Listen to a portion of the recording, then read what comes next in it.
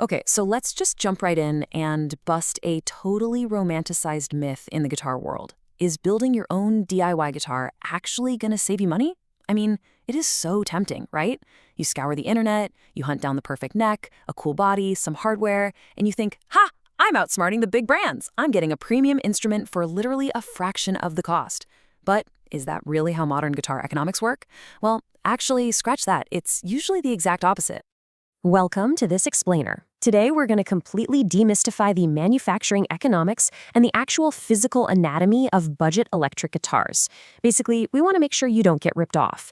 It's all about understanding exactly where manufacturers are forced to cut corners to hit those super aggressive price points. And more importantly, we're going to separate the totally harmless compromises from the absolute fatal flaws so you can save your hard-earned cash without accidentally buying an unplayable piece of junk. So, here's our game plan for today. First, the DIY myth. Second, swappable parts. Third, we'll look at the body. Fourth, the absolute deal breaker, the neck. And finally, we'll wrap up with the golden rule of buying. All right, section 1, the DIY guitar myth. We all know the massive allure of the partcaster. For those who don't know, a partcaster is simply a guitar built piece by piece from different parts, rather than buying a fully assembled one straight from a factory.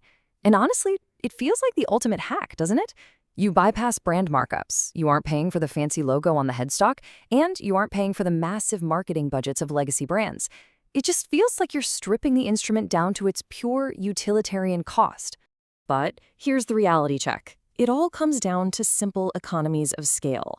The partcaster approach, it actually incurs way more cost in the long run when you tally up all those individual parts bought at full retail prices.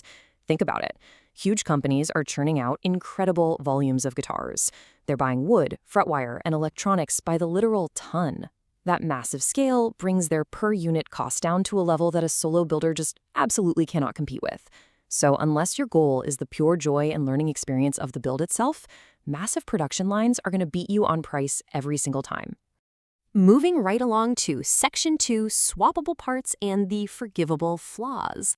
Okay, so if you open up the control cavity of a budget guitar, you're almost guaranteed to find the absolute cheapest, flimsiest, dime-sized potentiometers on the global market.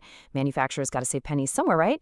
And internal electronics are usually the very first casualty. But you know what? That is perfectly fine. Upgrading to premium full-size pots later on is an incredibly cheap and super easy soldering project. It's a completely forgivable flaw in a budget instrument. In fact, this kind of modularity is literally baked right into the DNA of the electric guitar. If you think back to Leo Fender's original design philosophy, the instrument was meant to be easily repaired and modified.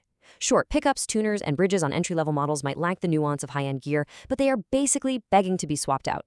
Pickups are literally just wires wrapped around a magnet, and they last forever. You can play a cheap set for years, and when you finally outgrow them, dropping in a boutique set transforms the whole instrument instantly.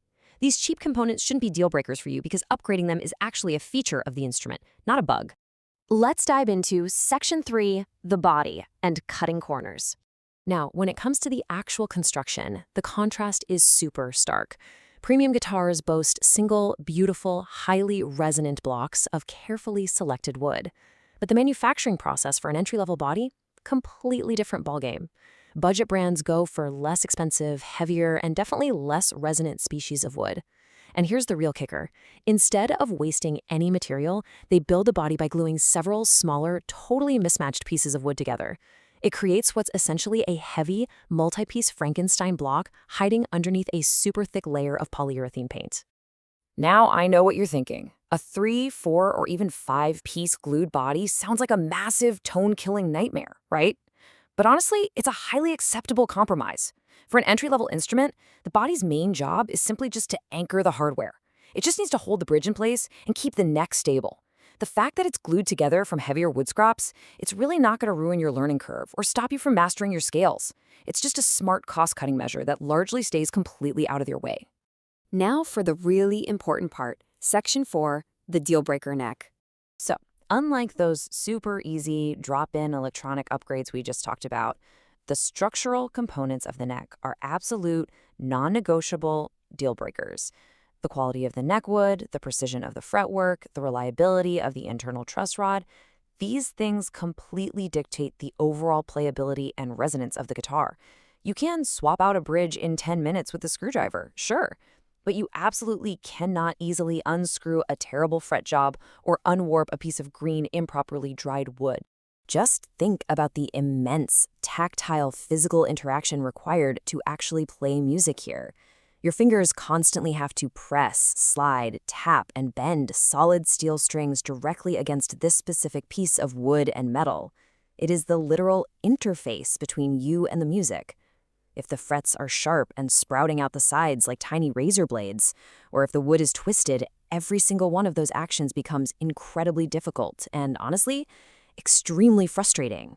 As our source material so bluntly puts it, a crappy neck, especially one with a crappy or totally missing truss rod, can be a rather painful experience to play.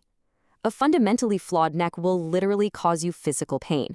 Sure, some minor string buzz can be fixed up by a luthier doing a standard setup, but if the foundation is bad, it turns your practice into pure punishment. And let's be real, if practicing hurts, you're just going to put the guitar in its case, shove it under the bed, and never look at it again. Which brings us to Section 5, the Golden Rule. All right, here's exactly why you absolutely must test a guitar physically in the store before buying it. First off, affordable guitars just inherently have plenty of issues right off those massive overseas assembly lines. But here's the real wild card. Quality control issues don't just plague budget models. It is a totally open secret in the gear world that severe QC issues routinely affect mid-range and even premium top-tier guitars. You might pull a heavily marketed, crazy expensive model off the wall only to find out it has a twisted neck. Testing it yourself is your ultimate protection, especially if you live in a place that doesn't have strong consumer warranties or generous return policies. Ultimately, a cheap guitar is only a bargain if it doesn't actually hurt to play. If it discourages you from picking it up, it's a complete waste of money, no matter how little you spend at the register. So the next time you're out gear hunting, are you going to obsess over those cheap pickups that you could literally replace in an afternoon? Or will you make absolutely sure the neck is pristine and playable? And it really makes you wonder, what other absolute deal breakers is the broader gear industry hiding in plain sight behind all their flashy marketing? Keep that in mind next time you shop.